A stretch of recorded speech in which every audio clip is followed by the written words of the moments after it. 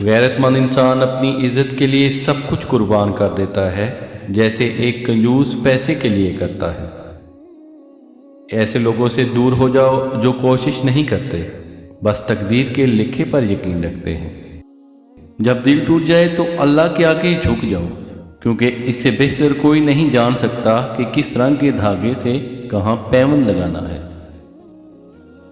زندگی کی بس ایک ہی خواہش ہے کہ میرا رب راضی رہے، دنیا تو ویسے بھی کسی کی نہیں۔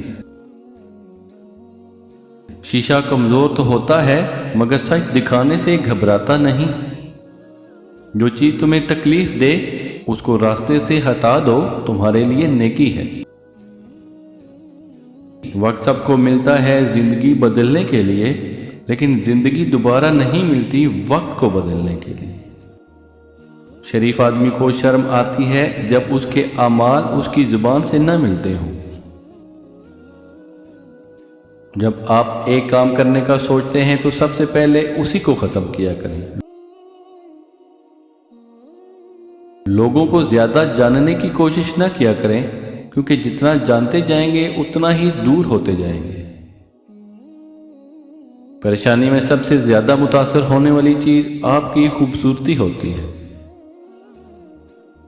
جو آدمی غفلت میں رہتا ہے وہ جہالت میں پڑا رہتا ہے، اور جو جہالت میں پڑا رہتا ہے وہ بیکار رہتا ہے۔ کشتیاں باہر کے پانی سے نہیں بلکہ اندر کے پانی سے ڈوبتی ہیں۔ زندگی خود راستہ بناتی ہے، راستے زندگی نہیں بناتی۔ مرد کا زیادہ ہنسنا اس کے وقار کو برباد کر دیتا ہے۔ وقت اور سمجھ ایک ساتھ خوش قسمت لوگوں کو ہی ملتے ہیں، کیونکہ اکثر وقت پر سمجھ نہیں آتی اور سمجھ آنے تک وقت نہیں رہتا۔ اپنے آپ پر یہ شک کرنا بند کرو کہ میں اس چیز کے قابل نہیں۔ اگر خود کو کمزور پاؤ تو باعزت طریقے سے پیش آؤ۔ دوسری عادت کو اپنانے کے لیے پہلی عادت کو چھوڑنا پڑتا ہے۔ کامیابی اور ناکامی کے بارے میں تب تک مکمل یقین نہیں کرنا چاہیے جب تک وہ مل نہ جائے۔ غلطی کو غلطی جان کر بھی اس کی اصلاح نہ کرنے والا ایک اور غلطی کر رہا ہے۔ اگر آپ دوسروں کو خوش کرنا چاہتے ہیں تو آپ کو خود کے بارے میں بھول جانا ہوگا۔ ناراضگی میں فیصلے اور خوشی میں وعدے کرنے سے پرہیز کریں۔ تباہ شدہ لوگ خطرناک ہوتے ہیں، وہ جانتے ہیں کہ وہ زندہ رہ سکتے ہیں۔ تنہائی میں کیے گئے گناہوں کے انجام سے ڈرو، کیونکہ ان گناہوں کا گواہ خود اللہ ہوتا ہے۔ پیسہ انسان کے کپڑے بدل سکتا ہے لیکن انسان کی اوقات نہیں۔ آج کا انسان اپنے دکھ سے نہیں بلکہ دوسروں کے سکھ سے دکھی ہوتا ہے۔ ہم لوگ بھی کتنے عجیب ہیں، نشانیاں محفوظ رکھتے ہیں اور لوگوں کو کھو دیتے ہیں۔ یہ دنیا کتنی عجیب ہو گئی ہے کہ یہاں جھوٹ سے نہیں سچ بولنے سے رشتے ٹوٹ جاتے ہیں۔ انسان کی سب سے خوبصورت دنیا خیالوں کی دنیا ہوتی ہے، جہاں وہ اپنی مرضی کی زندگی جی سکتا ہے، چاہے وہ چند سیکنڈز ہی کیوں نہ ہو۔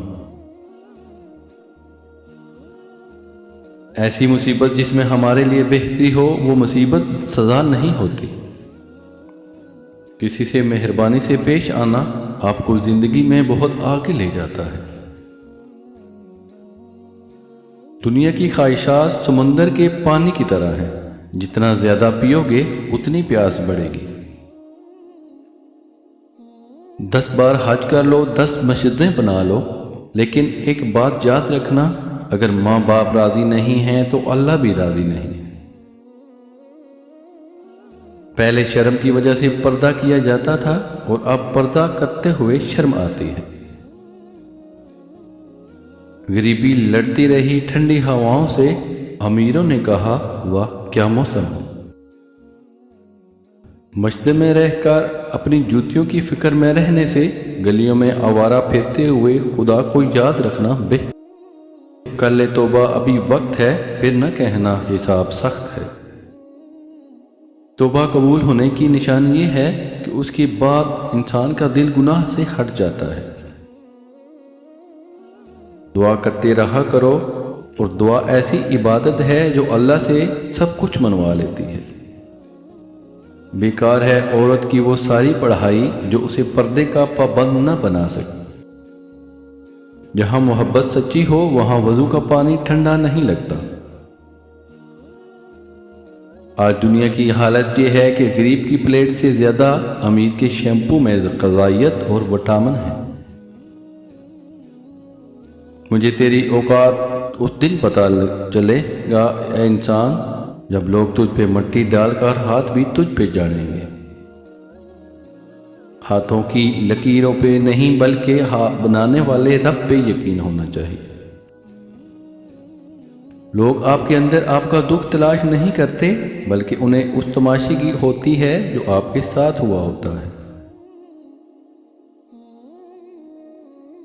مہمان جب آتا ہے تو اپنا رزق لے کر آتا ہے، اور جب جاتا ہے تو میزبان کے گناہ مٹا کر جاتا ہے۔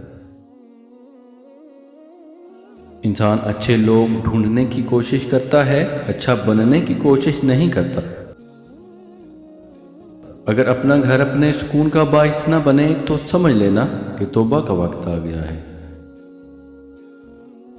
گناہ گار کی عاجزی عبادت گزار کے غرور سے بہتر ہے۔ واحد اللہ کی محبت ہے جو ہر مطلب سے پاک ہے۔ اللہ کے خزانوں سے رزق حاصل کرنے کی سب سے پہلی چابی نماز ہے۔ توبہ بہت آسان ہے مگر اس کی توفیق ملنا بہت مشکل ہے۔ ان 4 صورتوں میں ہمیشہ خاموش رہیں ورنہ پچھتاوا آپ کا نصیب بن جائے گا۔